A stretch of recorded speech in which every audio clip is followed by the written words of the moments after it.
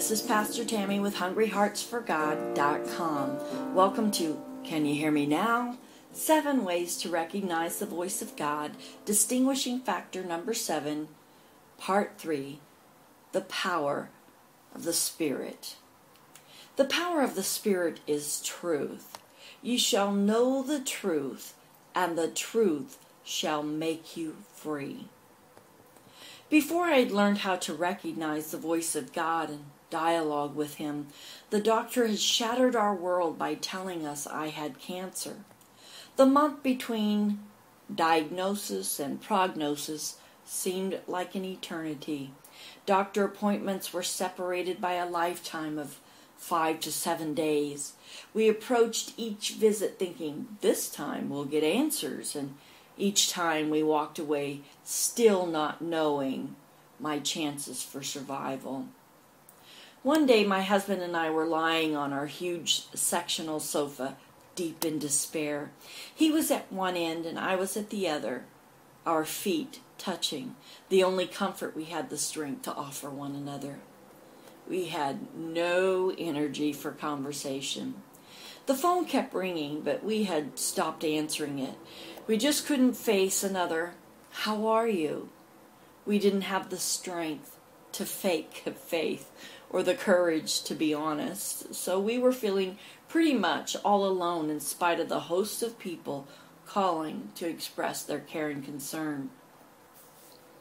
I was lying there silently quoting every scripture I knew, hanging on to them for dear life, and yet nothing seemed to help.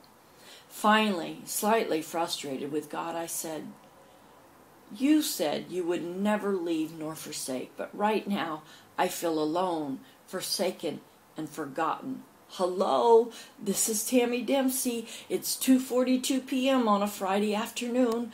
I'm on Orangewood Drive in Escondido, California, the big brown house on the side of the hill with all the orange trees. You can't miss it, Lord. Are you there? Do you care?" In the space between that sentence and the next, I heard him. He said, "Tami, all is well. Emmanuel." The phone rang at the exact same moment he spoke. I jumped up to answer it, and my husband looked at me like I had lost my mind. My hello was filled with life and joy and hope and peace. In response to a friend wanting to know how I was, I said, "I am well. Emmanuel. God is with me, and it just doesn't get any better than that." Nothing had changed, and yet everything was different. I was dancing on top of the dark clouds that just moments before had been smothering the life out of me.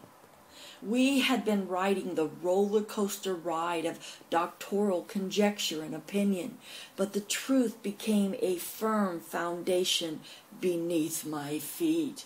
All is well. Emmanuel. That was 16 years ago, and no matter what situation or circumstance I face, this truth still makes me free. This is the power behind the counsel of the Spirit. Truth doesn't just set us free, it makes us free. So what does this all mean? How do we use it? Become aware of your negative thoughts and feelings. Ask, "Lord, what lie am I believing?" Most likely the lie will be a familiar thought. Decide and declare it to be a lie, regardless of all the evidence proving its validity. If the thought isn't consistent with God's character, His motive, His goal, His motivating force, His power, and the feelings His counsel inspires, you can know that it is a lie. Ask, "Lord, what is your truth?"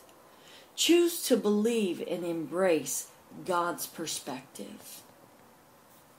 In closing, if this series has been helpful, please send me an email. I'd love to hear about your ahas and your breakthroughs, as well as any questions you may have.